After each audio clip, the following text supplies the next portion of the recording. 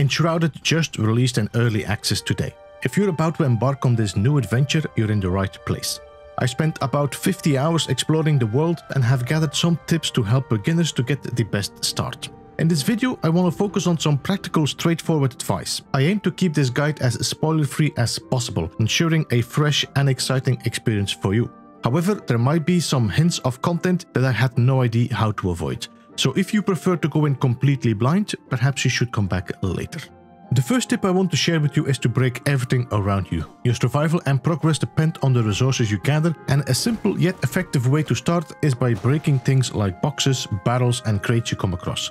While most of these will give you wood, a standard resource in the game, keep an eye out for metal scraps. This item, pretty uncommon especially in the early stages, is invaluable for crafting key items that can greatly aid your progress. Some barrels or crates even drop very unique items native to the region you are in. In the later stage of the game, I found ingots and rare resources in them. It's a straightforward tip, but one that can make a big difference. So as you explore, take the opportunity to break open these potential resource caches. While you're playing Enshrouded, you might notice something weird. When you log out and then log back in, the game world resets to its original state, except for the areas protected by your flame altar. This reversion means that outside your flame altar's protected zone, resources like mining deposits and chests will respawn. Same with enemies. It's a curious aspect of the game, and I'm still unclear whether this is a deliberate part of the game design or a bug. Moreover, I'm not sure how this mechanic works in multiplayer sessions or on dedicated servers, so your experience might vary. Regardless, at least for now, this can be a strategic way to gather materials. If you found a spot rich in valuable resources, logging out and back in can be an effective method to collect more. Just remember, any changes you make within the flame's altar protection are permanent, at least until you extinguish the flame. To see the protected flame area, you can either take out your build hammer or pickaxe, and an orange line will show you the current limit. Talking about the flame altar. These altars are essential for two reasons. They claim territory for building and serve as a fast travel point. When you set up a flame altar, you're essentially claiming a piece of game world as your own. This is where you can build and establish your base. It's a critical step in expanding your presence and setting up strategic locations across the map. Apart from that, they're also used to fast travel between them. Need to quickly get back to your base and repair or rest, just travel to a flame altar. An important tip, these altars can be extinguished and then rebuilt elsewhere.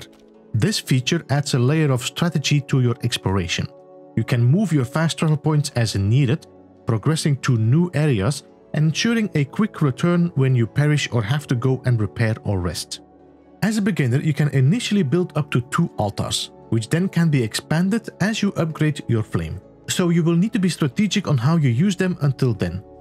I prefer to keep 2 flame altars in reserve. This strategy enables me to create checkpoints throughout my exploration, removing and building as I go along. In Enshrouded, your shelter is more than just a place to hide from dangers. Resting at your shelter will grant you a rested bonus, which in turn will boost your stamina by 60%. Building your first shelter doesn't have to be an architectural marvel. A few walls, a roof to keep you sheltered, and you're set.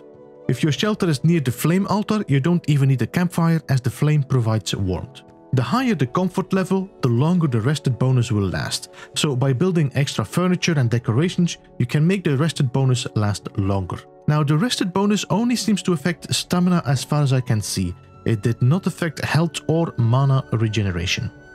Consumables in Enshrouded impact your health, stamina, magic and attack capabilities.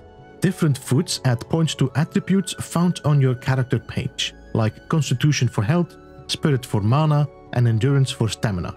Strength, Dexterity and Intelligence enhance melee, ranged and magic damage respectively. Cooking is key. It can enhance or change a food's effect. Starting with the campfire, you'll later unlock advanced cooking stations for more options. Choose your consumables to match your playstyle or class. When the sun sets, the world transforms, bringing new risks and challenges. During the night, the enshrouded creatures venture beyond the shroud, making it more dangerous to travel or explore. Depending on your progress and preparedness, night can be pretty challenging to traverse the world, because apart from the dangers, it's also really dark to discover anything. So most of the time I just travel back home and get into bed. Sleeping speeds up the night 60 times, allowing you to bypass the night's dangers entirely. And you don't need a fire to sleep, so if you find a bed during your travels, you can use it to rest and fast forward through the night. Currently, I have found 5 NPC survivors in total, each bringing unique specialties to your base. These survivors are more than just characters, they are vital to your progress. Each one offers the ability to build better gear, tools, weapons, food, and base building items. For instance, having the blacksmith at your base allows you to craft advanced tools and weapons that can improve your gameplay. Be aware that these villagers only work at peak efficiency when they are placed in covered areas. Each survivor also have their own mini campaign or quest line. These lead to unlocking more stations, upgrades, and even weapons and tools. Many of the villagers' quests also are interconnected and built upon each other, which means you might have to complete another quest before another villager sends you on a new mission.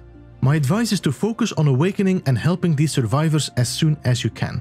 The expertise and enhancements they bring can greatly ease your journey in Enshrouded. Tip number 8 involves terrain manipulation, something that can greatly impact your base building and overall build planning. I want to talk about 2 specific ways to control terrain. The rake is a tool you come across once you release the blacksmith. It's quite handy for leveling ground at an angle, giving you more control over the landscape around your base or in certain strategic areas. However, for flattening terrain, especially if you're aiming for a more uniform and flat surface, building blocks are your go-to solution. When you place building blocks, they automatically clear and level the terrain beneath them. This method is efficient and saves you the time and effort you might spend manually leveling with the rake. If you are like me and you prefer the bow and arrow as your main weapon, then you'll soon come to realize the struggle of twig collection. So there are 2 methods I found extremely effective for collecting a lot of twigs. One method involves exploring animal dens or nests. These locations, like wolf dens, are often rich in twigs. Mining these nests can be surprisingly rewarding. They go deep and you can collect a substantial amount, sometimes up to 200 to 300 twigs from a single den. And there's actually quite a lot of these locations you can go and clear out, so it's a pretty great solution. The second method is farming. Once you rescue the farmer, you unlock the ability to create farm soil and seed beds. The shrub seedlings can be grown from plant fiber, so that is really easy to get. My advice, once you get the seedlings, is to plant them in farm soil. Planting in farm soil doesn't increase the number of twigs per shrub, but greatly accelerates their growth. This means you can harvest twigs faster compared to planting them on regular terrain.